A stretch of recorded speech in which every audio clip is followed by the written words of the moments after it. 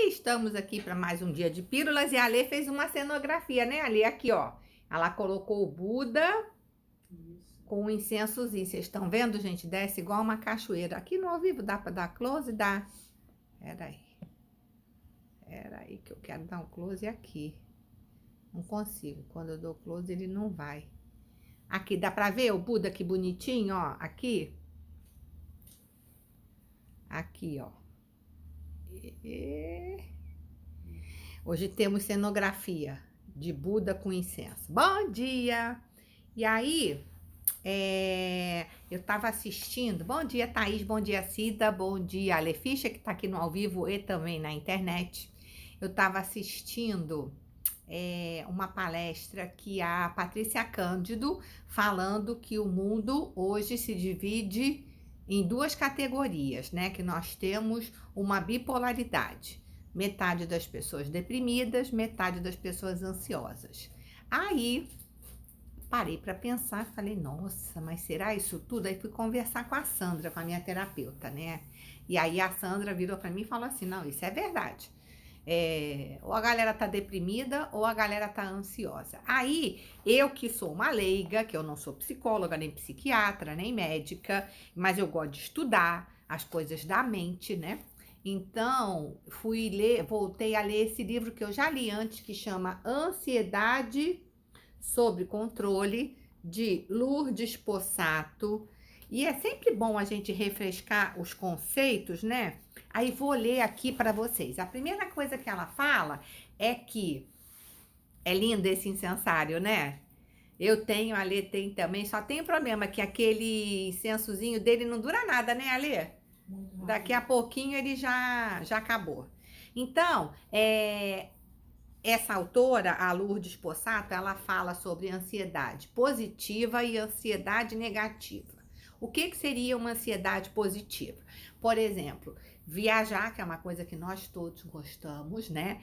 A maioria das pessoas. Bom dia, Dani. Bom dia, Lu. Tudo bem? Aí, quando a gente está organizando uma viagem, que a gente se transporta lá para o futuro. Aí você escolhe o itinerário que você vai fazer, os hotéis, os programas, começa a pensar que roupa você vai usar, que lugar que você quer visitar. Isso seria a ansiedade positiva no sentido do planejamento. Você está no momento presente, mas você se coloca no futuro para planejar uma coisa que é bacana. Então, essa ansiedade, tudo bem, tá beleza, tranquilo. O que seria uma ansiedade negativa? É quando você começa a viajar na maionese pensando o que pode dar errado. Então, assim, poxa, e se eu não passar na alfândega? E se meu voo atrasar? E se eu perder a conexão? E eu não sei falar o idioma? E será que eu vou ser assaltada? E se roubarem meu passaporte? Quando a gente fica nessa noia dos se, o que pode dar errado durante essa viagem, que a gente está programando e planejando com uma ansiedade positiva, que é belíssima e que nos faz bem, aí a gente começa a andar na contramão da ansiedade positiva, já andando na ansiedade negativa, que é a ansiedade que todo mundo fala, tá? Está falando que tem a impressão que é chique dizer que é ansioso. E as pessoas não têm noção de como ser ansioso é ruim para o organismo, né? E aí, a escritora, ela faz uma volta nas origens, né, do homem ainda muito habitando a terra, ainda num momento muito antigo, onde a gente tinha que enfrentar animais mais fortes do que nós, que a gente tinha que defender a nossa vida, né? E como era bom essa ansiedade no seguinte sentido, de nos preservar como espécie, né? Porque se a gente desse mole, um dinossauro comia a gente e a espécie humana ia embora. A gente não era o animal mais forte daquela época. Então a gente tinha que ter umas estratégias de fuga. E é isso que eu quero ler para vocês, né? Que ela fala assim, entenda... Oi, Luiz, que saudade de você. Bom dia. Estamos falando sobre ansiedade, tá? Aí ela fala assim, entenda o processo. O corpo responde ao que pensamos e normalmente os pensamentos ansiosos negativos nos deslocam do aqui e agora para uma situação que, em geral, tememos ou que nos causa alguma preocupação ou apreensão. À medida que você pensa, por exemplo, em algo que o amedronta, o cérebro recebe a mensagem de que precisamos estar alerta, né? Precisamos nos defender. O corpo fica então preparado para enfrentar a situação. Mas o que ocorre é que a situação não está acontecendo de fato. Na verdade, acontece na nossa imaginação. Trata-se apenas de uma fantasia sua. Assim, todo o preparo do corpo para atacar, reagir e se defender gerou uma energia, né, que não foi utilizada concretamente. O resultado de todo esse esforço é uma ansiedade negativa. E o Luiz está falando que veio no dia certo. Então, viu, Luiz? Escolhi esse tema para você. Bom dia, Fatinha, tudo bem? Nossa herança do processo de ansiedade é muito antiga, talvez dos tempos em que a humanidade teve de enfrentar perigos reais ou imediatos no seu dia a dia. Penso que a origem da ansiedade está na existência do homem na Terra, como um ser pensante, e ela existe na natureza como uma forma de defesa e preservação da espécie. Desde que o homem está nesse planeta, ele vem enfrentando uma série de desafios, aos quais só sobrevivia quem tinha um sistema de vigilância bastante apurado. Inundações, ataques de feras, risco de morte a cada momento eram realidades cotidianas, e os indivíduos que estavam mais alertas é que tendiam a enxergar previamente o perigo e tinham maiores chances de sobrevivência.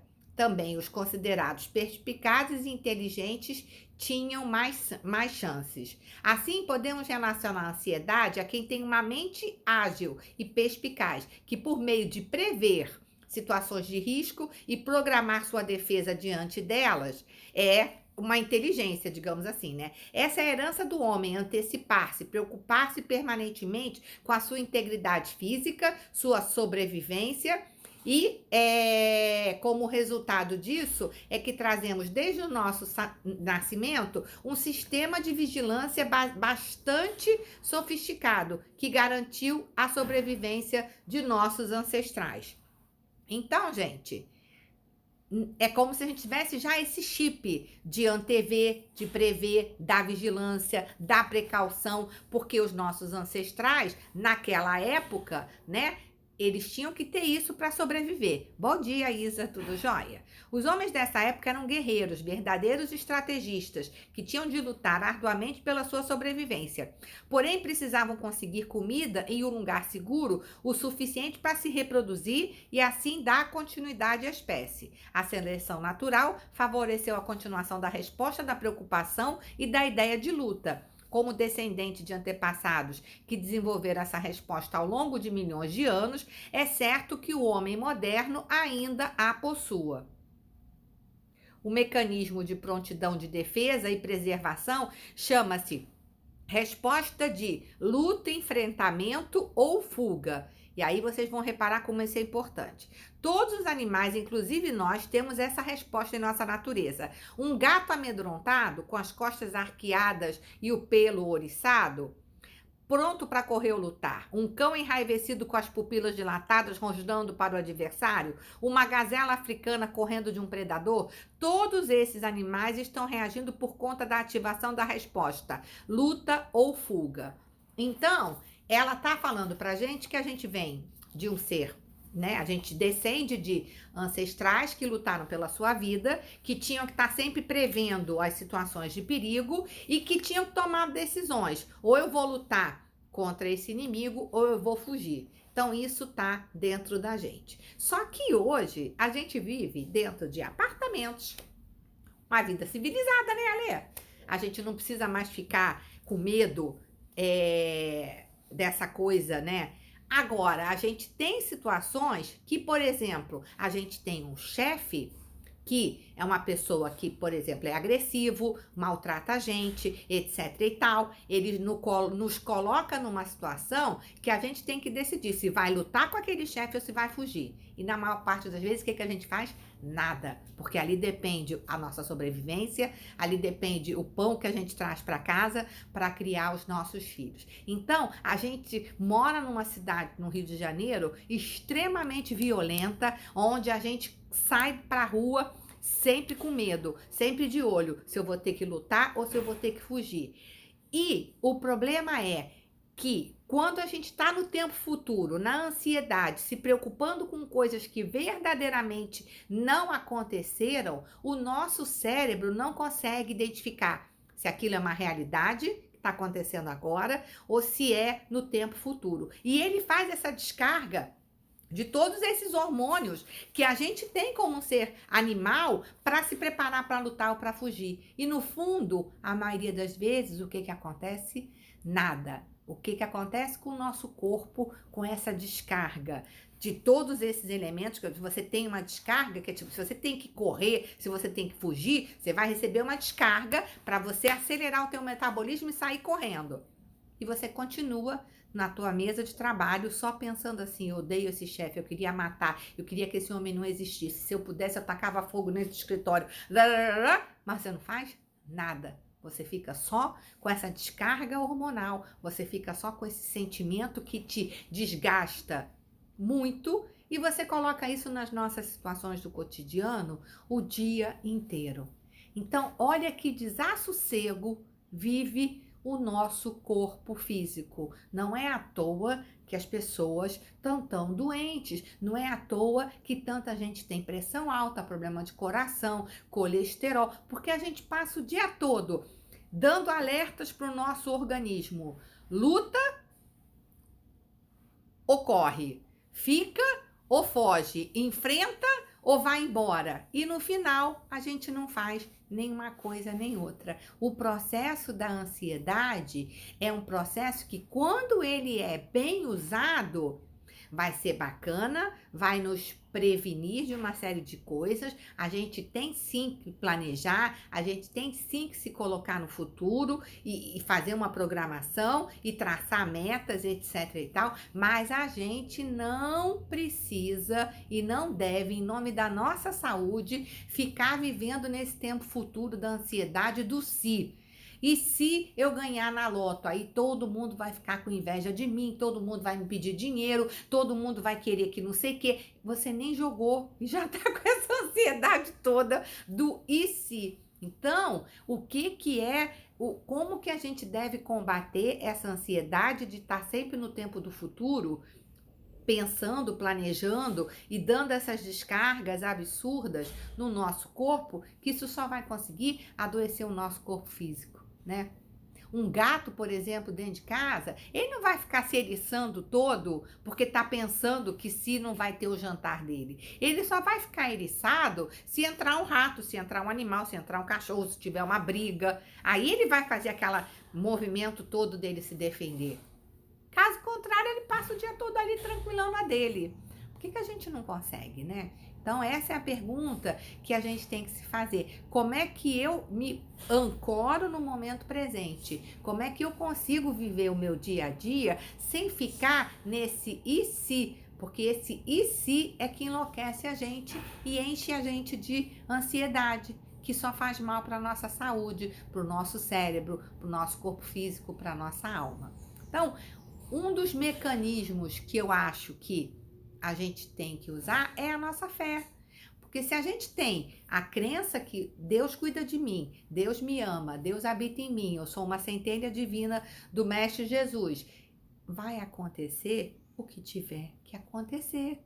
E eu vou dar conta e vai dar tudo certo. Porque se Deus não me deu uma cruz maior do que a que eu posso suportar, vai dar tudo certo, vai ficar tudo bem. Óbvio que tem momentos que não dá pra gente ficar tão cool ao ponto de dizer, ah, não, vai ficar tudo bem. Mas a gente tem que tentar viver o hoje, o momento presente, o aqui e o agora, porque na real a gente não sabe nem se a qualquer momento a gente não vai ter um problema aí, o relógio vai tocar e vai dizer, sobe aí, acabou o seu tempo na Terra. A gente ficou se preocupando, se estressando, numa ansiedade brutal à toa. Não quer dizer que a gente não tenha que ter planejamento. Não quer dizer que a gente não vai viver a vida deixa a vida me levar. Não é isso. Mas a gente tem que fazer o que precisa ser feito hoje, no momento presente, no aqui e no agora. Usar todas as técnicas de meditação, de rezar, de afirmação positiva, de atividade física. E quando a nossa mente começar a devagar demais, volta. A Paula Abreu, ela usa uma técnica que ela coloca vários alarmes no celular dela para chamar. E os alarmes assim, e aí, Paula, você tá aí? Que é tipo assim, volta pro momento presente, senão a gente fica, né, viajando e não faz o que tem que ser feito. Se preocupando com coisas que a gente não sabe nem se na verdade elas vão acontecer. E se meu filho não passar no ano, na prova, não sei o que, você fica com ansiedade por você e pelos outros. Vai acontecer o que tiver que acontecer. E se ele repetir de ano, é porque ali tem uma lição que ele precisa aprender. O que eu posso fazer no momento presente? Colocar horário, colocar meta, colocar de castigo quando não estuda. São as coisas que a gente pode fazer no hoje, no aqui e no agora.